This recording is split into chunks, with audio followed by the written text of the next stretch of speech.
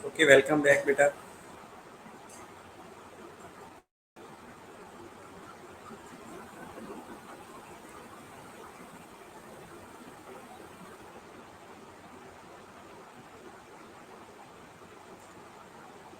Okay, last slides हम देख लेते हैं। लास्ट स्लाइड्स में हमने क्या क्या डिस्कस किया था, उसके बाद इसको कंटिन्यू करते हैं। That was functional classification. Functional classification के अंदर हमने न्यूरोट्रांसमीटर्स, एंडोक्राइन हार्मोन्स और न्यूरो एंडोक्राइन के बारे में डिस्कस किया है, पैराक्राइन के बारे में डिस्कस किया है, ऑटोक्राइन और साइटोकाइन्स के बारे में डिस्कस किया है, राइट। ओके, तो बेटा जो न्यूरोट्रांसमीटर्स होते हैं ये भी केमिकल सेक्रेशंस होती हैं, और केमिकल सेक्रेशंस होने के रिजल्ट में ये न्यूरोमस्कुलर जंक्शंस के अंदर रिलीज हो रही होती हैं।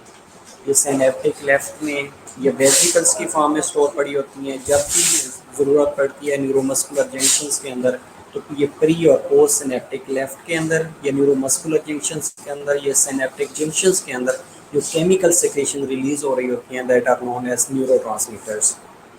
Got it? सॉरी। दूसरे होते हैं एंडोक्राइन हार्मोन्स।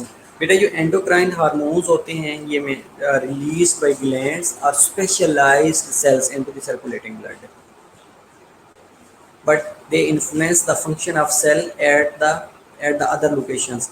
एंडोक्राइन हार्मोन्स किसी एक जगह से रिलीज होते हैं, रिलीज होने के बाद ब्लड के अंदर सर्कुलेट करते हैं, सर्कुलेट होने के बाद टारगेट एरिया तक जाके बॉडी के किसी और पार्ट के अंदर अपना फंक्शन परफॉर्म कर लेते हैं। फॉर एग्जांपल हम इंसुलिन की अगर हम बात करते हैं, ये ग्लूकागॉन की बात करते हैं, रिलीज कहाँ से हो रहा है? पेनक्रियाज से रिलीज होता है। रिलीज होने के बाद ब्लड सर्कुलेशन का हिस्सा बनेगा, देन जाके टारगेट ऑर्गन के ऊपर या इफेक्टर ऑर्गन के ऊपर एक्ट करता है और ग्लूकोज को सेल के अंदर स्टोर करवा रहा होता है। तीसरे जो होते हैं these are neuro endocrine hormones होते हैं। ये न्यूरो एंडोक्राइन हार्मोन्स जो होते हैं that are secreted by the neurons into the circulating blood. Neuron से सेक्रेट होते हैं and influence the function of cell at the other location in the body. Same way the जिस तरह ये neuro जो एंडोक्राइन हार्मोन्स थे वो क्या करते हैं, वो भी किसी और जगह पे जाके बॉडी के अंदर अपना इफेक्ट शो करवा रहे होते हैं। Same condition with the neuro endocrine, लेकिन सेक्रेट कहाँ से होते हैं? न्यूरॉन से सेक्रेट हो रहे होते हैं। और जो एंडोक्राइन ग्लैंड्स हैं, जो एंडोक्राइन हार्मोन्स हैं, ये ग्लैंड से सेक्रेट होते हैं और सेक्रेट होने के बाद देन ब्लड में सर्कुलेट करने के बाद स्पेसिफिक एरिया पे जाके टारगेट एरिया के ऊपर, टारगेट ऑर्गन के ऊपर इफेक्ट शो करवा रहे होते हैं। चौथे जो है फंक्शनल क्लासिफिकेशन के अंदर दैट आर पैराक्राइंस। पैराक्राइंस क्या होते हैं? These are secreted by the cells into the extracellular fluid and effects neighbouring of the cell of the different types.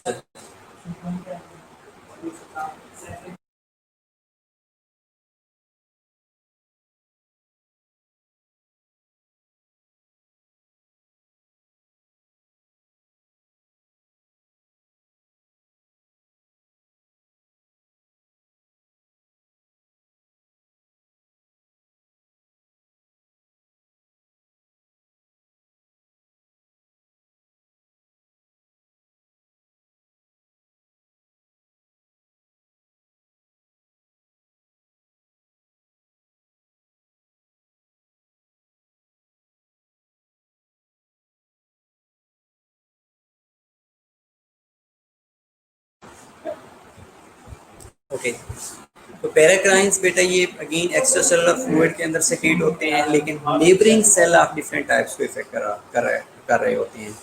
और जो ऑटोक्राइंस हैं these are also secreted into the extracellular fluid, लेकिन function of the same cell, same cells के अंदर जो sales होती हैं उनके अंदर इफेक्ट प्रोड्यूस करवा रहे होते हैं, लेकिन जो पैराक्राइंस हैं वो नेबरिंग सेल्स के अंदर इफेक्ट करके different types of the cells को ऑपरेट कर रहे होते हैं। और छठी जो टाइप्स है दैट आर साइटोकाइंस। साइटोकाइंस जो होते हैं these are peptide in natures. ये भी अगेन एक्स्ट्रा सेलुलर फ्लूइड के अंदर सेक्रेट होते हैं, लेकिन they act as autocrine, they act as a paracrine और they act as a endocrine hormones. ये बेटा स्ट्रक्चरल क्लासिफिकेशन के बारे में हमने ऑलरेडी डिस्कस किया है कि जो ग्लैंड्स हैं, जो हार्मोन्स हैं, उनको स्ट्रक्चर के ऊपर भी क्लासीफाई किया जाता है। लाइक उनकी अमाइन स्ट्रक्चर्स हैं, अमाइन इन नेचर्स हैं, अमाइनो एसिड इन नेचर्स हैं, पेप्टाइड्स या पॉलीपेप्टाइड्स इन नेचर हैं या स्टीरॉइड्स इन नेचर हैं। ओके, अगर स्टीरॉइड्स इन नेचर हैं जिसके अंदर एल्डोस्टेरोन आता है, ग्लूकोकॉर्टिकॉइड्स आते हैं, एंड्रोजन या टेस्टोस्टेरोन्स आते हैं, ये हम one by one next slides में डिस्कस कर लेंगे इन डिटेल। स्टीरॉइड्स हार्मोन्स, ये इनका जो साइड्स ऑफ फंक्शंस होती हैं, साइड्स ऑफ एक्शंस होती हैं, वो देख लेते हैं कि इन्होंने एक्ट कहाँ पे करना होता है। लाइक स्टीरॉइड्स जो हार्मोन्स होते हैं that diffuse through the plasma membrane of the target cell. Target cell या टारगेट मेम्ब्रेन के साथ जो प्लाज्मा मेम्ब्रेन होता है उसके साथ डिफ्यूज होती हैं, न्यूक्लियस के अंदर इंटर होते हैं, उसके बाद specific proteins with in the nucleus उसके साथ बाइंड करते हैं, बाइंड करने के बाद देन ये specific sites on the cells of the DNA के ऊपर जाके बाइंड करते हैं, then activate genes that result in synthesis of new proteins. Okay, like steroid hormone है, इन्होंने प्रोटीन सिंथेसिस करवानी होती है, तो ये सबसे पहले प्लाज्मा मेम्ब्रेन के साथ आके अटैच होते हैं, डिफ्यूज होते हैं, देन न्यूक्लियस के अंदर इंटर होते हैं, न्यूक्लियस के अंदर इंटर होने के बाद ये न्यूक्लियस के अंदर जो स्पेसिफिक प्रोटीन्स हैं उनके साथ बाइंड करते हैं, देन ये डीएनए के अंदर इंटर होते हैं, डीएनए के अंदर इंटर होने के बाद ये जेनेटिक मेकअप को एक्टिवेट करते हैं, ये जीन्स को एक्टिवेट करते हैं, और जीन्स क्या करती है, न्यू प्रोटीन की सिंथेसिस को एक्टिवेट करा देती है। लाइक ये एक डायग्राम है, इसमें आप लोगों को और इजीली अंडरस्टैंडिंग हो जाएगी। कोई भी स्टीरॉयड हार्मोन है तो ये क्या करेगा, सेल सरफेस के साथ आके अटैच होएगा, प्लाज्मा मेम्ब्रेन के साथ आके अटैच होएगा। जैसे प्लाज्मा मेम्ब्रेन के साथ आके अटैच होएगा उसके बाद ये इनसाइड द सेल मूव करता है, न्यूक्लियस के अंदर इंटर होता है, न्यूक्लियस के अंदर इंटर होने के बाद देन ये जाके रिसेप्टर के साथ बाइंड करता है, रिसेप्टर के साथ बाइंड करने के बाद ये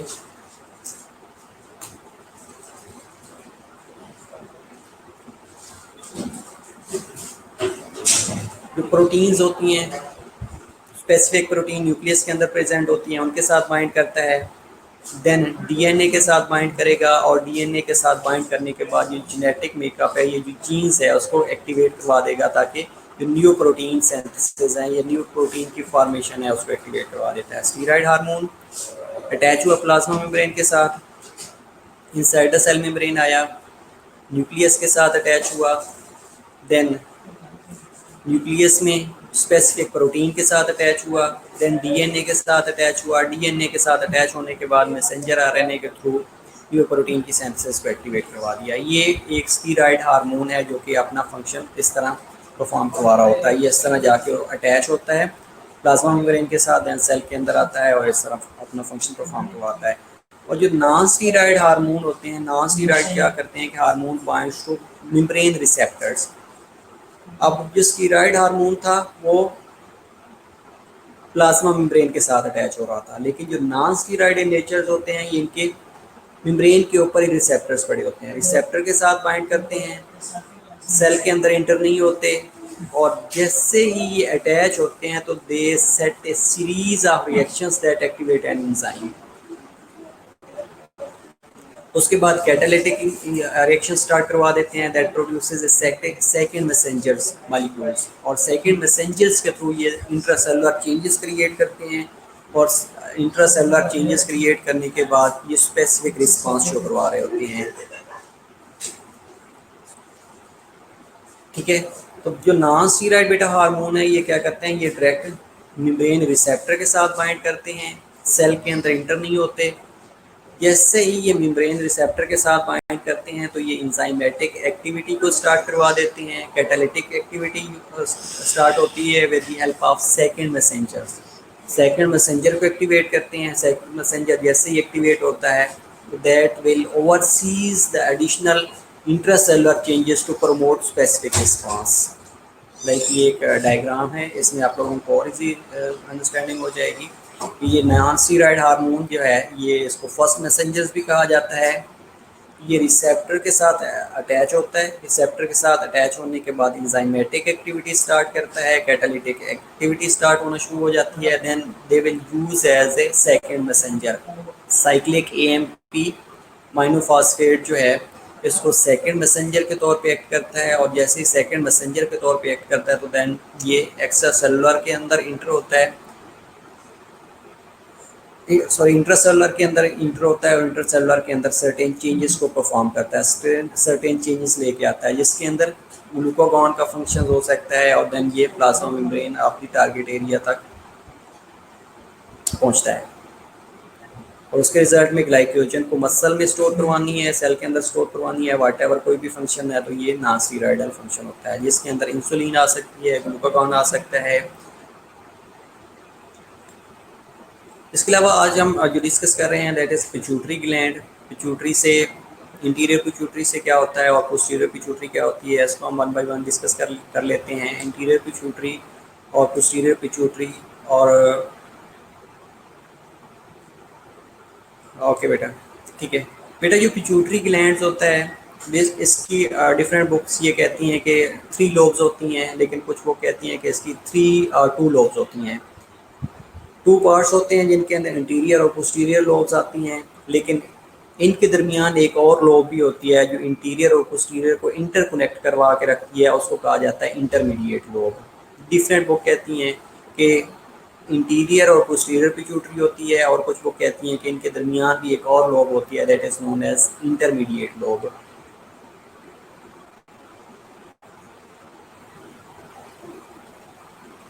ओके बेटा, मैं रिपीट करवा दूंगा, डोंट वरी, ठीक है।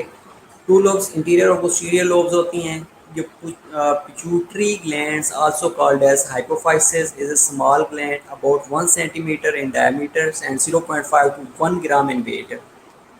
बेटा ये 500 ग्राम भी मेंशन किया होता है, 5.5 से 1 ग्राम भी मेंशन किया हुआ है। That lies in the cellator ceca, a bony cavity at the base of the brain and connects to the hypothalamus by pituitary or hypophysis tract। अब ये स्फीनाइड बोन के साथ हाइपोफाइजल फोसा पड़ा होता है, ये सीलेटर सीका पड़ा होता है, उसके अंदर ये पिट्यूटरी ग्लैंड्स प्रेजेंट होता है और इसका जो वेट है बेटा ये 500 ग्राम भी मेंशन किया हुआ है, 0.5 से लेके 1 ग्राम तक इसका वेट होता है और ये स्टैक के थ्रू अटैच होता है विद द हाइपोथैलेमस से। और इंटीरियर पिट्यूटरी को एडिनो हाइपोफाइसिस भी कहा जाता है और कुछ क्योंकि इसकी अपवर्ड ग्रोथ होती है और जो पोस्टीरियर पिट्यूटरी है ये डाउनवर्ड ग्रोथ होती है विद द नर्वस सिस्टम या विद द ब्रेन, तो इसको न्यूरो हाइपोफाइसिस भी कहा जाता है। तो बेटा अब क्या हो सकता है, नेटवर्क का इशू तो बेटा चलता रहेगा। ओके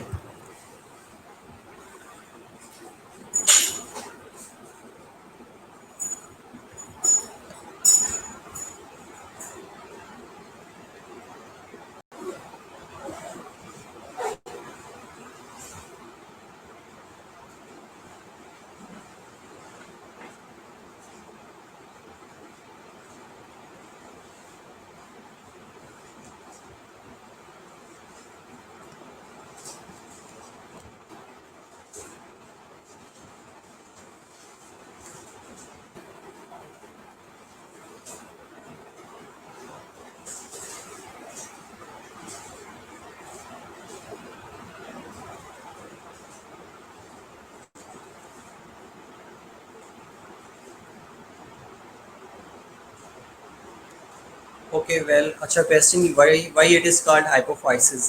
बेटा हाइपोफाइसिस इसलिए कहा जाता है क्योंकि ये आई थिंक कि ये बिलो द ब्रेन प्रेजेंट होता है, एक स्टैक जो होती है ये बिलो द ब्रेन प्रेजेंट होती है, इसलिए इसको हाइपोफाइसिस भी कहा जाता है, आई थिंक सो। बाकी अगर और किसी वजह से कहते हैं तो let me know please.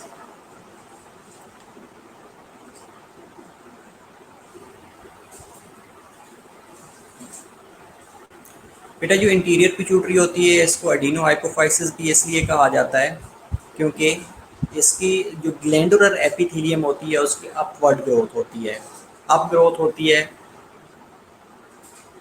From the pharynx, और जो पोस्टीरियर पिट्यूटरी होती है इसकी डाउनवर्ड ग्रोथ होती है ऑफ द नर्वस टिश्यू।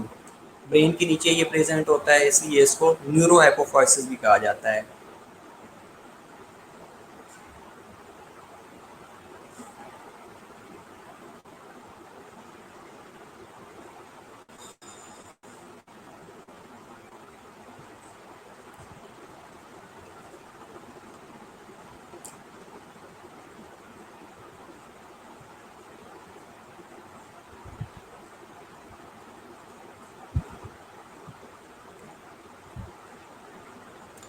इसके अलावा बेटा इसके पिट्यूटरी में टारगेट फीडबैक मैकेनिज्म क्या होता है कि सबसे पहले कोई भी स्टिमुलस आता है, ये इनपुट आती है, हाइपोथैलेमस तक आती है। हाइपोथैलेमस क्या करता है, रिलीजिंग हार्मोन को रिलीज करता है।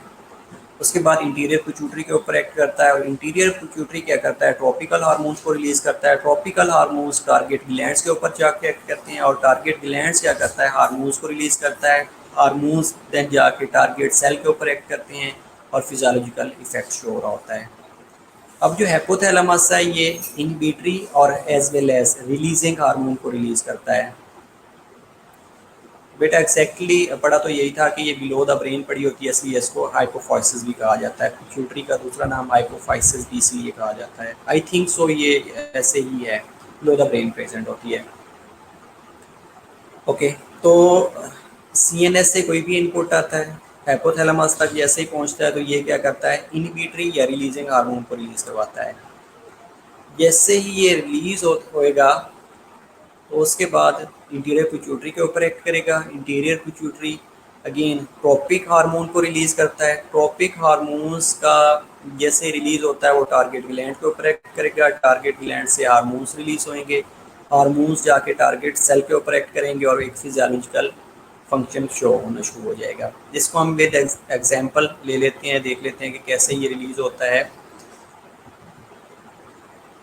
ओके, इससे पहले हम थोड़ा सा इंटीरियर पिट्यूटरी के बारे में और डिस्कस कर लेते हैं। इंटीरियर और पोस्टीरियर पिट्यूटरी के बारे में थोड़ा सा और डिस्कस कर लेते हैं। जो इंटीरियर बेटा पिट्यूटरी है, इसको ब्लड सप्लाई भी आ रही होती है। अब ये जो ब्लड सप्लाई है, इसके लिए आपको एक स्पेसिफिक सिस्टम याद रखना पड़ेगा, वो पिट्यूटरी पोर्टल सिस्टम है। अब ये जो पिट्यूटरी पोर्टल सिस्टम है, इसमें होता क्या है कि जो आर्टीरियल ब्लड सप्लाई है वो बेटा इसको थ्रू कैपिलरी बेड आ रही होती है फ्रॉम दी हाइपोथैलेमस। हाइपोथैलेमस से कैपिलरी बेड के थ्रू इसको आर्टीरियल ब्लड सप्लाई आ रही होती है और ये जो ब्लड वेसल्स का नेटवर्क होता है उसको पोर्टल पिट्यूटरी पोर्टल सिस्टम भी कहा जाता है। अब ये जो पिट्यूटरी पोर्टल सिस्टम होता है, इसके अंदर जो ब्लड होता है हाइपोथैलेमस को इंटीरियर पिट्यूटरी जा रहा होता है। यहाँ पे साइनोसाइड्स प्रेजेंट होते हैं और जो साइनोसाइड्स होते हैं उनका डायरेक्ट कांटेक्ट होता है विद द सेक्रेटरी सेल्स। बेटा ये जो पोर्टल सिस्टम है, पिट्यूटरी पोर्टल सिस्टम है, ये बहुत इंपॉर्टेंट है। ये क्वेश्चन भी आ जाता है कि जो इंटीरियर पिट्यूटरी है उसको ब्लड सप्लाई कैसे होती है। तो याद रखिएगा कि जो इंटीरियर पिट्यूटरी है उसको पिट्यूटरी पोर्टल सिस्टम के थ्रू ब्लड सप्लाई आ रही होती है, that is indirectly supplied with the arterial blood.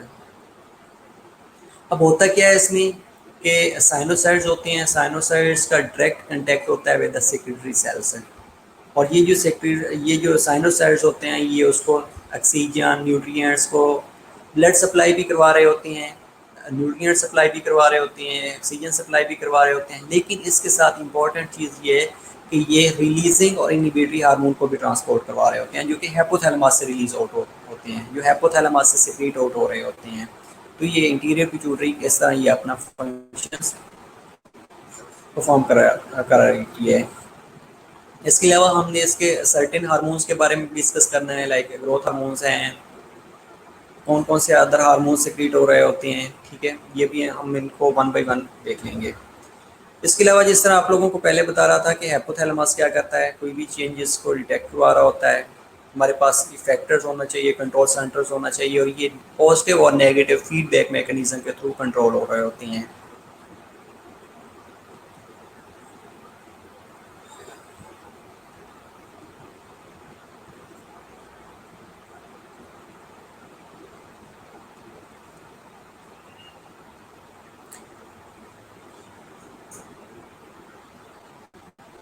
Okay बेटा, अब ऑडियो वीडियो आ रही होगी इंशाल्लाह।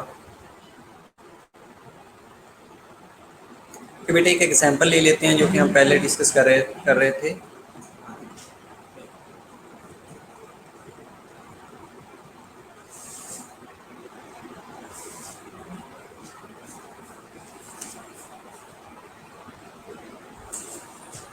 ओके, एग्जांपल में हम T3 और T4 की बेटा रिलीज ले लेते हैं, वो ले लेते हैं T3 या T4 की रिलीज ले लेते हैं। उसके बाद हम एक कॉर्टिसोल की रिलीज ले लेंगे, बल्कि पहले हम कॉर्टिसोल की रिलीज करा लेते हैं, जिसमें स्ट्रेस हार्मोन है जो कि नेगेटिव फीडबैक मैकेनिज्म के थ्रू कंट्रोल हो रहा होता है।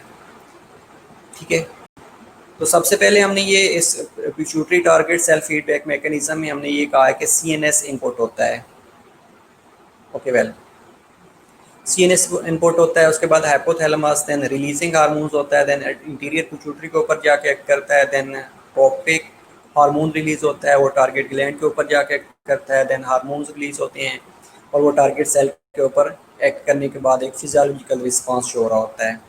सबसे पहली चीज़ ये है बेटा कि जो सपोज हम स्ट्रेस हार्मोन को ले लेते हैं या कॉर्टिसोल्स को ले लेते हैं, ये एक ऐसी कंडीशन जिसमें ब्लड ग्लूकोज लेवल कम हो जाता है, तो ये इनपुट आ रही होती है सीएनएस से। सीएनएस डिटेक्ट करके बताएगा कि स्ट्रेस का लेवल ज़्यादा हो गया है या ब्लड ग्लूकोज का लेवल कम हो गया है, बताएगा कि इसको हाइपोथैलेमस को। अब हाइपोथैलेमस क्या करता है कि ये सीआरएच को रिलीज करवाता है। सीआरएच क्या है बेटा? Corticotropic releasing hormone. हाइपोथैलेमस क्या करेगा कि सीआरएच को रिलीज करवाएगा। सीआरएच इंटीरियर पिट्यूटरी के ऊपर जाके एक्ट करता है, इंटीरियर पिट्यूटरी से एसीटीएच को रिलीज करता है, ACTH Adreno corticotropic hormone, Adreno corticotropic hormone जाके एड्रीनल कॉर्टेक्स के ऊपर एक्ट करता है और एड्रीनल कॉर्टेक्स से कॉर्टिसोल रिलीज होना शुरू हो जाता है। एड्रीनल कॉर्टेक्स से आप ये भी कह सकते हैं कि ग्लूकोकॉर्टिकॉइड रिलीज होता है in the form of cortisol. अब जैसे ही कॉर्टिसोल रिलीज होएगा तो ये क्या करवाता है कि ये ग्लूकोनियोजेनेसिस को स्टार्ट करवा देता है और इसके अलावा जो बेरिंग कैपेसिटी है या थ्रेशोल्ड ऑफ स्ट्रेस है उसको इंक्रीज करवा देता है।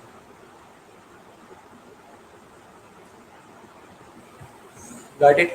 दूसरी एक एग्जांपल ले लेते हैं, T3 और T4 कैसे रिलीज होता है।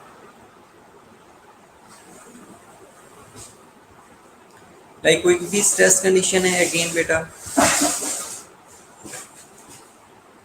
या लो ग्लूकोज ब्लड ग्लूकोज लेवल कम हो गया है, माल न्यूट्रिशन की कंडीशन है, that is detected by the CNS. Stimulus आएगा, हाइपोथैलेमस के ऊपर एक्ट करेगा और हाइपोथैलेमस क्या करेगा? टीआरएच को रिलीज करवाएगा। टीआरएच क्या है बेटा? Thyrotropin releasing hormone. Releasing hormone release होया, उसके बाद ये इंटीरियर पिट्यूटरी के ऊपर एक्ट करेगा, इंटीरियर पिट्यूटरी से टीएसएच रिलीज होएगा, TSH thyroid stimulating hormone, TSH जाके थायराइड ग्लैंड के ऊपर एक्ट करेगा, वहाँ से T3 और T4 को रिलीज करवाएगा। T3 और T4 जैसे रिलीज होंगे that will increase the level of T3 और T4 सर्कुलेशन में जो T3 और T4 का लेवल इंक्रीज होएगा तो उसके रिजल्ट में क्या होगा कि जो ग्लूकोज का लेवल कम था वो नॉर्मलाइज होना शुरू हो जाएगा, या कोई स्ट्रेस की कंडीशन थी वो नॉर्मलाइज होना शुरू हो जाएगी। बेटा कौन सा साइकिल? बेटा साइकिल में ये था कि मैंने ये कहा था कि कोई इनपुट आता है, सीएनएस इनपुट आता है, वो हाइपोथैलेमस को बताता है, हाइपोथैलेमस रिलीजिंग हार्मोन को रिलीज करता है, वो इंटीरियर पिट्यूटरी के ऊपर जाकर एक्ट करेगा, anterior pituitary topic hormone release करता है, टारगेट ग्लैंड्स के ऊपर एक्ट करेगा, टारगेट ग्लैंड से हार्मोन रिलीज होने के बाद टारगेट सेल के ऊपर इफेक्ट होएगा और फिजियोलॉजिकल इफेक्ट शो होना शुरू हो जाएगा। और ये इनहिबिशन कैसे होती है? टारगेट ग्लैंड से भी इनहिबिशन हो सकती है, ये इंटीरियर पिट्यूटरी से भी इन्फेक्शन हो सकती है, या हाइपोथैलेमस से जहाँ पे रिलीजिंग हार्मोन रिलीज हो रहा होता है वहाँ पे इनहिबिटरी हार्मोन रिलीज होना शुरू हो जाएगा। ओके वेल, इंटीरियर पिट्यूटरी के बेटा 6 हार्मोन्स होते हैं जो कि रिलीज हो रहे होते हैं, जिसके अंदर कुछ प्रोटीन्स इन नेचर होते हैं या पेप्टाइड्स इन नेचर होते हैं, और ये जितने भी इंटीरियर पिट्यूटरी के हार्मोन्स हैं मोस्टली वो सेकंड मैसेंजर्स को यूज़ करवा रहे होते हैं, मीनिंग टू से कि ये नॉन स्टेरॉइड इन नेचर होते हैं। इसके अलावा रेगुलेटेड बाई हार्मोनल स्टिमुलाई और नेगेटिव फीडबैक मैकेनिज्म के थ्रू कंट्रोल हो रहे होते हैं।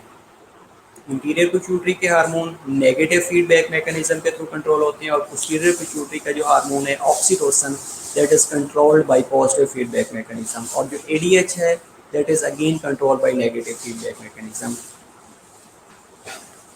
ये हार्मोन्स हैं बेटा जो कि रिलीज हो रहे होते हैं इंटीरियर पिट्यूटरी और पोस्टीरियर पिट्यूटरी से। पोस्टीरियर पिट्यूटरी से बेटा 2 ही हार्मोन रिलीज होते हैं, one is ADH and other one is oxytocin. और जो इंटीरियर पिट्यूटरी है उससे ग्रोथ हार्मोन रिलीज हो रहा होता है क्योंकि बोन और मसल की मास को इंक्रीज करवा रहा होता है, ग्रोथ और डेवलपमेंट में हेल्प करवा रहा होता है। प्रोलैक्टिन रिलीज होता है, मेमोरी ग्लैंड के ऊपर जाके एक्ट करता है। फॉलिकल स्टिमुलेटिंग हार्मोन रिलीज और ल्यूटिनाइजिंग हार्मोन रिलीज होता है। इसके अलावा thyroid thyrotropic releasing hormone release होता है, थायराइड के ऊपर जाके एक्ट करता है। इसी तरह एसीटीएच एड्रीनल कॉर्टेक्स के ऊपर जाके एक्ट करवा रहा होता है। ये वो हार्मोन्स हैं जो कि इंटीरियर पिट्यूटरी से रिलीज होते हैं, और जैसे ही कोई स्टिमुलस आता है तो हाइपोथैलेमस से रिलीजिंग हार्मोन रिलीज होते हैं, पोर्टल सर्कुलेशन के अंदर आता है, पिट्यूटरी पोर्टल सर्कुलेशन के अंदर आते हैं, देन इंटीरियर पिट्यूटरी के ऊपर एक्ट करते हैं, और इंटीरियर पिट्यूटरी इनकी सेक्रीशंस देती है, देन ये जाके टारगेट एरिया के ऊपर एक्ट करते हैं, और टारगेट एरिया के ऊपर एक्ट करने के बाद टारगेट सेल तक पहुंचते हैं, और टारगेट सेल तक पहुंचने के बाद ये अगेन अपना फिजियोलॉजिकल फंक्शन शो करते हैं, राइट। पोस्टीरियर पिट्यूटरी में ऑक्सीटोसिन और एडीएच है। ऑक्सीटोसिन क्या करता है कि stimulate the characteristics of uterus during labour, और ये पॉजिटिव फीडबैक मैकेनिज्म के थ्रू कंट्रोल हो रहा होता है। सेकंड जो इसका फंक्शन है, causes milk injection as well.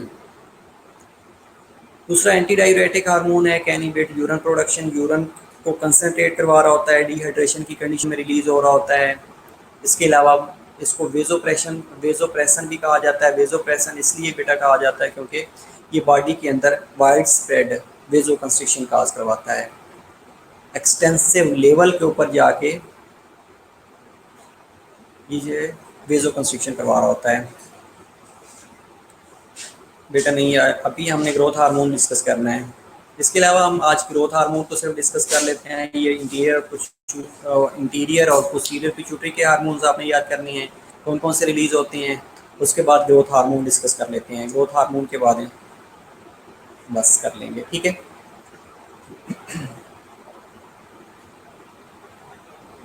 जो ग्रोथ हार्मोन होता है बेटा, ये ग्रोथ और डेवलपमेंट के लिए ज़रूरी होता है।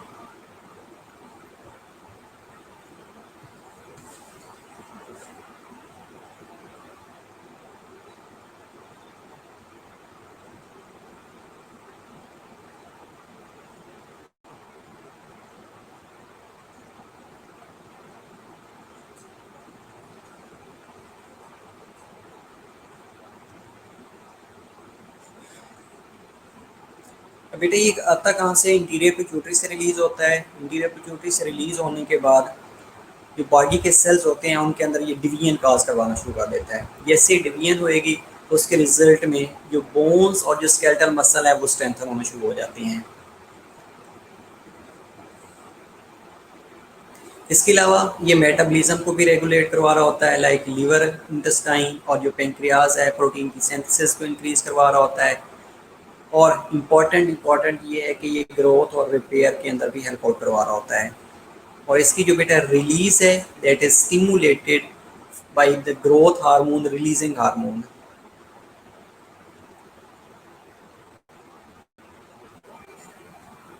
बेटा बस ये ग्रोथ हार्मोन करने के बाद उसको देख लेते हैं। जो फर्स्ट लेक्चर्स में हमने डिस्कस किया था वो आप यूट्यूब से भी ले लीजिएगा, ठीक है। तो ग्रोथ हार्मोन की बात कर रहे थे बेटा, that is release by growth hormone, releasing hormone से रिलीज होता है। और इसकी इनिबिशन क्या होती है, इनिबिशन डेफिनेटली बेटा नेगेटिव फीडबैक मैकेनिज्म के थ्रू कंट्रोल होता है। और जो ग्रोथ हार्मोन है ये इनिबिट कब होएगा, जब growth hormone release inhibitory hormone release होएगा। और इसका दूसरा नाम स्मेटोस्टेटन भी है। अगर कहीं पे स्मेटोस्टेटन आ जाता है या ग्रोथ हार्मोन आ जाता है तो ये सेम चीज़ है। बेटा अगेन बता रहा हूँ कि रिलीज कब होएगा और इनिबिट कब होएगा। रिलीज के लिए या स्टिमुलेशन के लिए बेटा ब्रेन की ग्रोथ को आई थिंक ये स्टिमुलेट नहीं करता, ग्रोथ को कंट्रोल नहीं करता। ये मेनली जो करता है ये बोन्स और मसल्स को, स्केलेटल मसल की ग्रोथ को स्टिमुलेट करवा रहा होता है। ब्रेन के लिए मैं देखूंगा कि कौन सा हार्मोन्स होता है।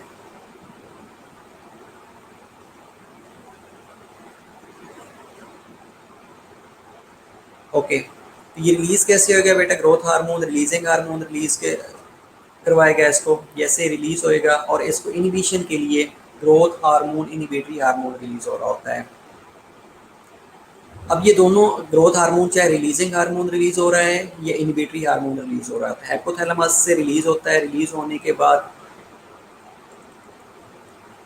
बेटा ये नेगेटिव फीडबैक मैकेनिज्म से कंट्रोल होता है। एग्जैक्टली मैं हाँ पहले भी बताया कि ये नेगेटिव फीडबैक इंटीरियर पिट्यूटरी के बेटा जितने भी हार्मोन्स हैं वो सारे नेगेटिव फीडबैक मैकेनिज्म के थ्रू कंट्रोल होते हैं। और जो पोस्टीरियर पिट्यूटरी है उसमें ऑक्सीटोसिन जो है ये बेटा पॉजिटिव फीडबैक मैकेनिज्म के थ्रू कंट्रोल होता है।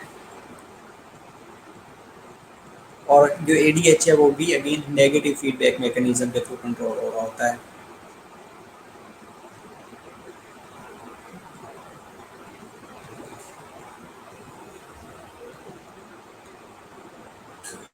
ओके तो growth hormone is also known as somatostatin भी इसको कहा जाता है बेटा।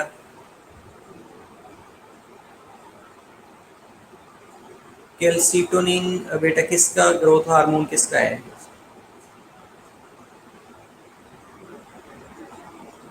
कैल्सिटोनिन बेटा नहीं है, सोमैटोस्टेटिन है।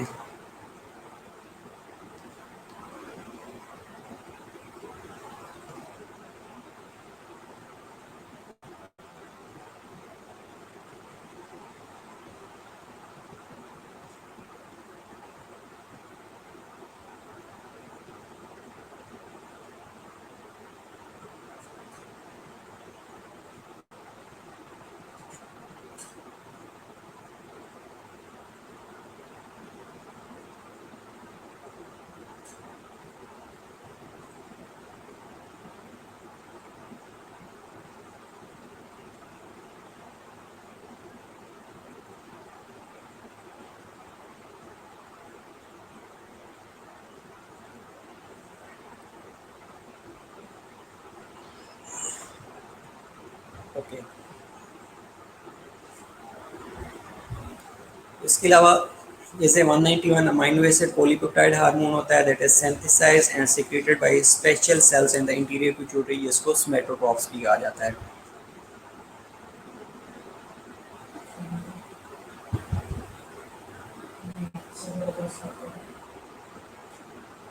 इसके अलावा पहले ये इसके बारे में फॉल्स बिलीव था कि ग्रोथ जो हार्मोन्स होता है ये सिर्फ पीरियड ऑफ ग्रोथ में रिलीज होता है। जैसे पीरियड ऑफ ग्रोथ जो कि 26 ईयर्स ऑफ एज तक है, जैसे ही वो ख़त्म होएगी तो ग्रोथ हार्मोन की सिक्रीशंस ख़त्म हो जाती है। लेकिन ऐसा नहीं है, जो ग्रोथ हार्मोन है बेटा ये होल लाइफ रिलीज हो रहा होता है।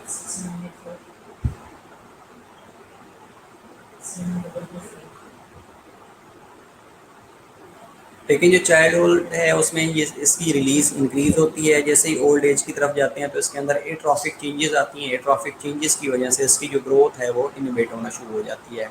ये growth hormone release inhibitory hormone जैसे रिलीज होता है वो इसकी सिक्रीशंस को सप्रेस कर देता है।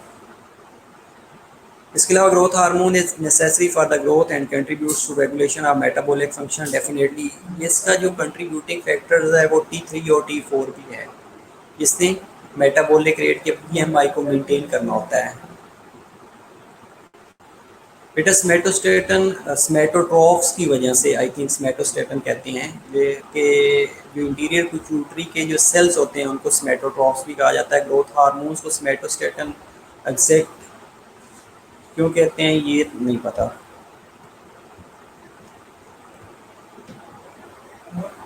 बेटा ये रिलीजिंग हार्मोन या इनहिबिटरी हार्मोन्स होते हैं ये हाइपोथैलेमस से रिलीज हो रहे होते हैं।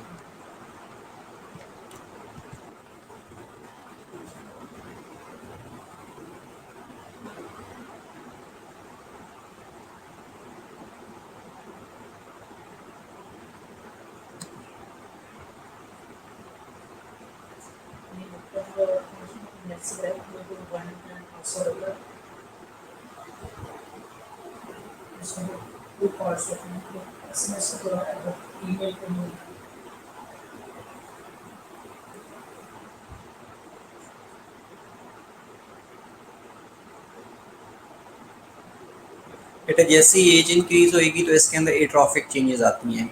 इसके अलावा जो हाइपोथैलेमस है वहाँ से growth hormone release inhibitory hormone secrete होता है जो इसकी इनहिबिशन को कम करवा देता है। ओके इसके अलावा ये with the help of T3 और T4 वर्कआउट करवा रहा होता है क्योंकि उसने BMI को मेंटेन करना होता है या BMR को मेंटेन करना होता है। Carried growth hormone is carried abundant in the plasma and has a half life of approximately 20 to 50 minutes इसकी हाफ लाइफ है। हाफ लाइफ क्या होती है बेटा? किसी भी हार्मोन या ड्रग की हाफ लाइफ क्या होती है?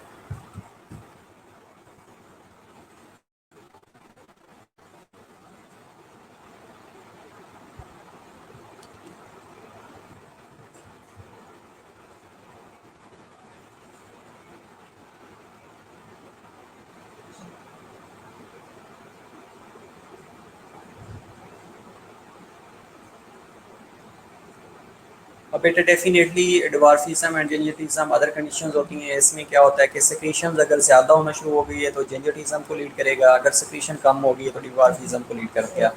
जिंजटिज्म के अलावा बेटा एक्रोमेगैली भी होती है। एक्रोमेगैली में ये होता है कि अगर ग्रोथ हार्मोन किसी स्पेसिफिक एरिया के अंदर रिलीज हो गया है और उसकी एक्सेसिव अमाउंट रिलीज हुई है तो उसके रिजल्ट में उस एरिया की ग्रोथ बढ़ जाती है, उसको कहा जाता है एक्रोमेगैली। बेटा हाफ लाइफ में ये होता है कि सपोज आपने कोई ड्रग ली है या कोई भी चीज़ ली है या कोई भी हार्मोन रिलीज हुआ है तो उसका जो length of time required for concentration of particular substances to decrease to half of its starting dose. कि सपोज आपने 100 mg की कोई ड्रग लिया है, ये जो पीक पे रिलीज हुआ है और उसके बाद ये कितनी देर में वापस 50% पे लेके आया है उसको कहा जाता है हाफ लाइफ। और इसकी जो हाफ लाइफ है ग्रोथ हार्मोन की ये 20 टू 50 मिनट्स होती है। दो हार्मोन्स होते हैं जो कि इसकी सेक्रेशंस को रेगुलराइज करवा रहे होते हैं या रेगुलेट करवा रहे होते हैं। बेटा डेफिनेटली इसके बाद कम होना शुरू हो जाती है।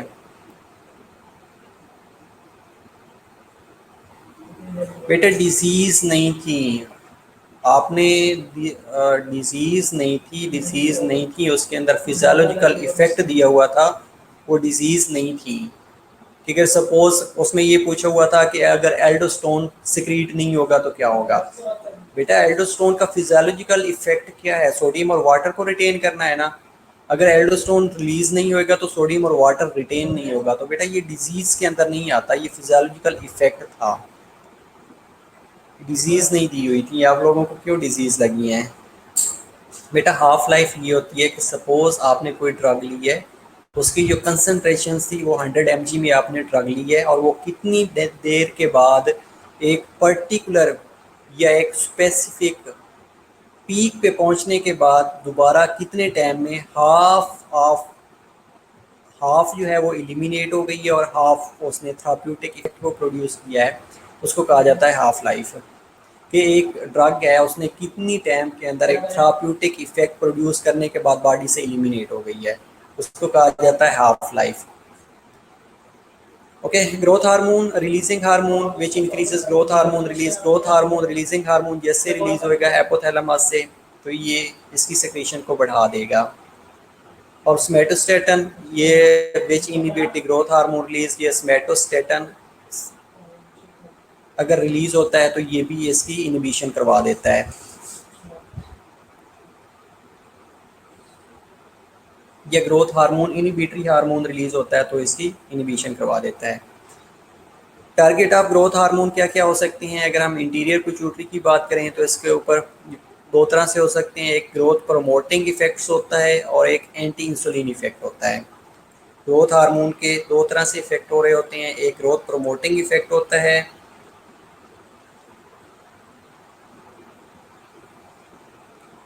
और दूसरा इंसुलिन लाइक इफेक्ट होता है, ये एंटी इंसुलिन इफेक्ट होता है।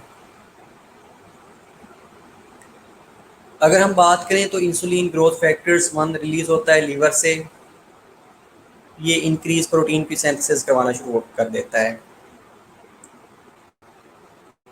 अगर ये बोन्स के ऊपर एक्ट करेगा या कार्टिलेज के ऊपर एक्ट करेगा तो बोन की ग्रोथ इंक्रीज करवाना शुरू कर देगा, बॉडी इंलार्जमेंट्स करवाना शुरू कर देगा। इसके अलावा मसल्स जो मसल मास है उसको इंक्रीज करवाना शुरू कर देता है, ये इसकी नॉर्मल प्रोडक्शंस के रिजल्ट में।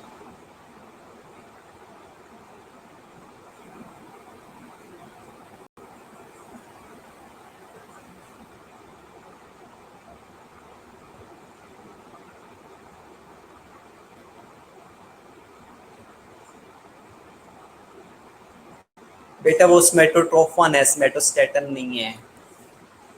स्मेटोस्टेटन इनहिबिटरी हार्मोन है और स्मेटोट्रोफन है, इसको ग्रोथ हार्मोन का दूसरा नाम स्मेटोट्रोफन है, स्मेटोट्रोफ्स की वजह से।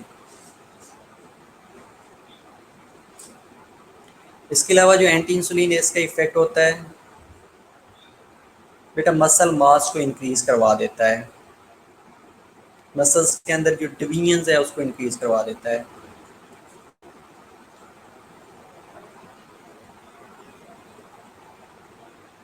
एडिपोज टिश्यू के ऊपर बेटा एक्ट करता है, ये कार्बोहाइड्रेट्स की मेटाबॉलिज्म को इंक्रीज करवा सकता है, ये ग्लूकोज को यूजेज कम करवाना शुरू कर देता है और ब्लड ग्लूकोज का लेवल इंक्रीज करवा सकता है। दूसरा लिपोलाइसिस को इंक्रीज करवा देता है और फ्री फैटी एसिड की यूज़ को इंक्रीज करवा देता है, जिसकी वजह से टॉक्सी डिक्रीज होना शुरू हो जाती है।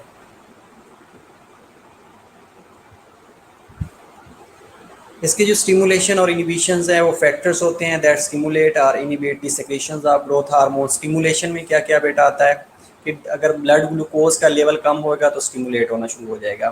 फ्री फैटी एसिड्स अगर ब्लड के अंदर डिक्रीज होंगे तो ये इंक्रीज, इसकी सेक्रेशन इंक्रीज होना शुरू हो जाएगी, स्टिमुलेट होना शुरू हो जाएगा। स्टारवेशन या फास्टिंग की कंडीशन है या प्रोटीन डेफिशिएंसी है। अब जो लीन मसल मास है उसमें क्या होता है कि प्रोटीन डेफिशिएंसी की वजह से जो मसल्स हैं वो वीक होना शुरू हो जाती हैं।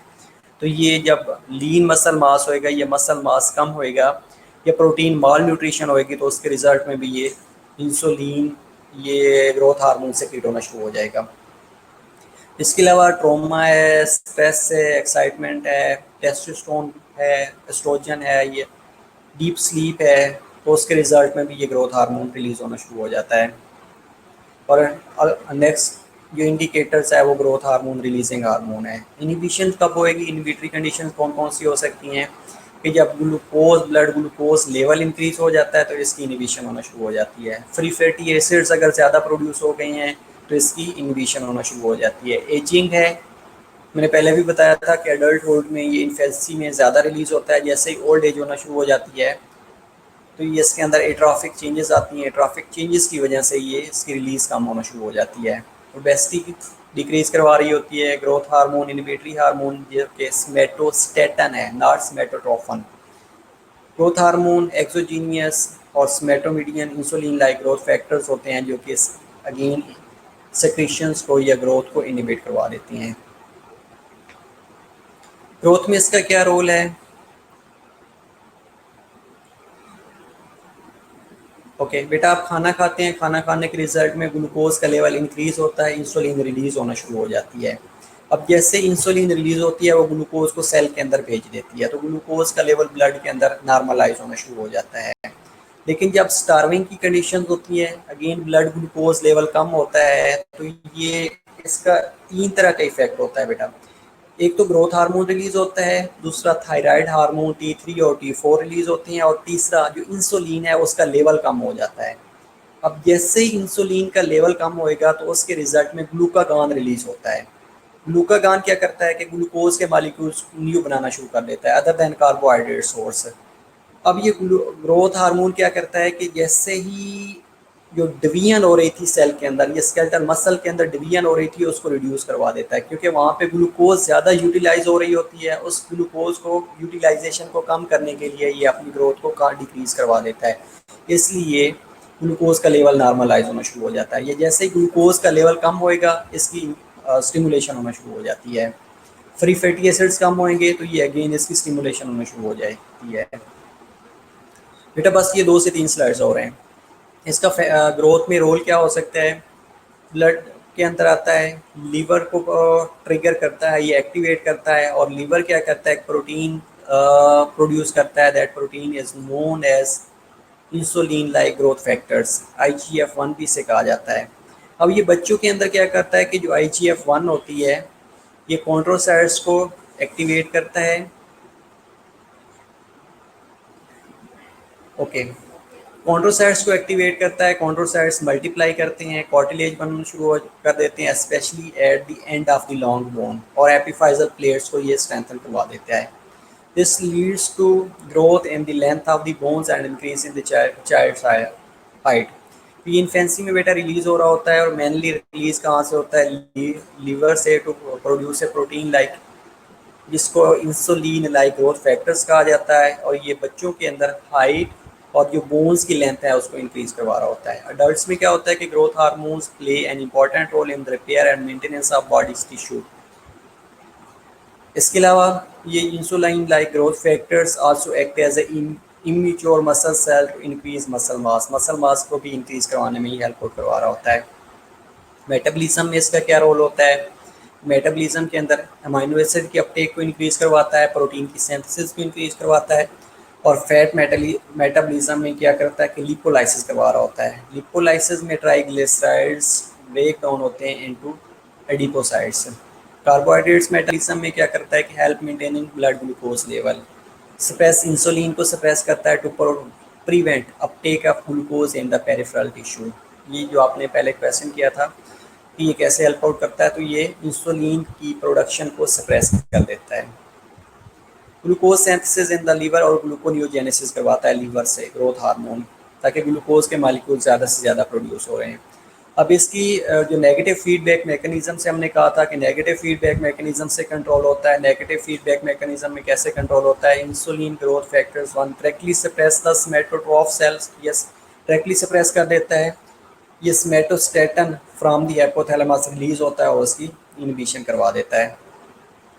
इसके अलावा growth hormone directly suppress the somatotroph cells या inhibit growth hormone releasing inhibitory hormones, या growth hormone inhibitory releasing hormone release जैसे ही होएगा, रिलीजिंग हार्मोन जैसे ही इनहिबिट हो जाएगा तो उसके रिजल्ट में भी ग्रोथ हार्मोन की सिक्रेशन इनहिबिट हो जाएगी। अब ये ग्लूकोज के नॉर्मल इसकी नॉर्मल वैल्यूज़ हैं जो कि मेल्स के अंदर 1 से लेकर 9 नैनोग्राम पर ml होता है, और फीमेल्स के अंदर 1 से लेकर 16 नैनोग्राम पर ml होता है। Natural level of growth hormone fluctuate during the day depending on stress level के ऊपर डिपेंड कर रहा होता है, एक्सरसाइज के ऊपर, न्यूट्रिशन के ऊपर और स्लीप पैटर्न के ऊपर डिपेंड कर रहा होता है। और इसकी जो वैल्यूज़ हैं ये फ्लक्चुएट करती रहती हैं, लेकिन जो एवरेज वैल्यूज़ ली जाती हैं मेल के अंदर 1 से लेकर 9 नैनोग्राम पर ml मेल के अंदर लिया जाता है, और 1 से लेकर 16 नैनोग्राम पर ml फीमेल के अंदर लिया जाता है इसकी वैल्यूज़। अगर इसकी डेफिशिएंसी हो जाए तो ये आप लोगों ने पहले भी क्वेश्चन पूछा था कि डिवार्फिज्म और एक्रोमेगेली और जिंजिटिज्म होता है। डेफिनेटली इसमें क्या होता है कि डिवार्फिज्म होना शुरू हो जाती है। Child with idiopathic growth hormone deficiency lack the hypothalamic growth hormone releasing hormone but have the adequate somatotrophs where the children with the pituitary। बेटा फीमेल में क्यों ज़्यादा होता है ये एग्जैक्ट नहीं किसी बुक में लिखा हुआ कि फ़ीमेल के अंदर इसका लेवल क्यों ज़्यादा होता है। जिस तरह ब्लड का लेवल या एचबी का लेवल फीमेल के अंदर एक स्पेसिफिक रेंज होती है, मेल के अंदर एक स्पेसिफिक रेंज होती है, तो वो भी मेंशन नहीं करती। इस तरह इसके अंदर किसी बुक में ये मेंशन नहीं किया होगा कि इसकी जो वैल्यूज़ हैं ये कम या ज़्यादा मेल और फीमेल में क्यों होती हैं।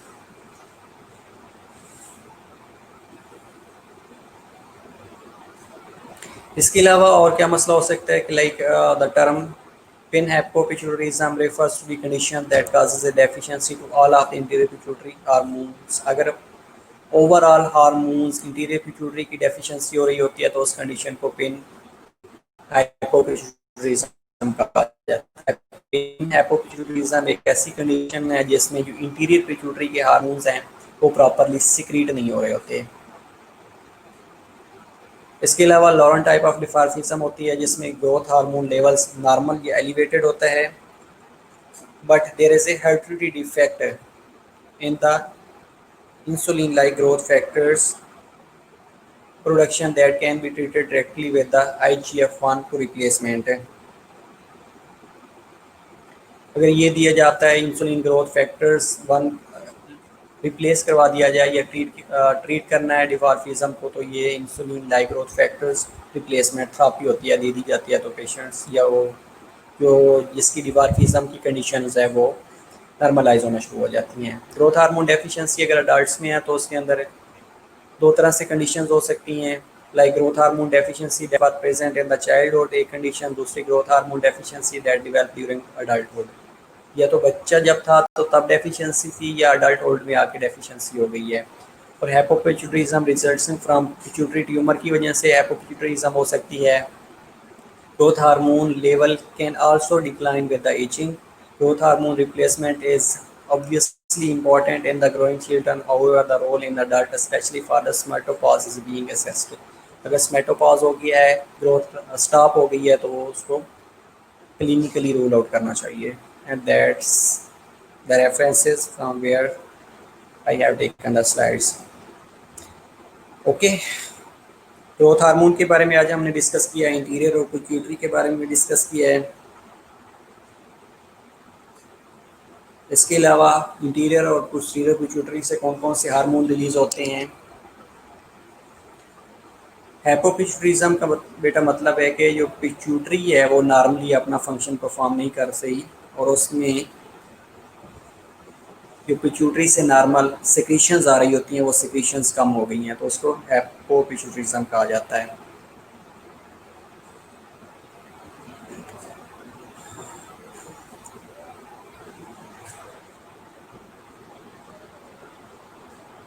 ओके, ये आपको बिल्कुल मैं स्लाइड शेयर कर, बल्कि आप डाउनलोड कर लीजिएगा, इसको एक दफ़ा पढ़ लीजिएगा. पढ़ने के बाद अगर कोई क्वेरी हो तो इंशाल्लाह कल हम इसको देख लेंगे. बाकी जो इंटीरियर पिट्यूटरी के हार्मोन्स है वो 1 by 1 कल हम इंशाल्लाह क्लास में डिस्कस करेंगे at 9 AM. Okay, see you इंशाल्लाह next class tomorrow. Bye bye.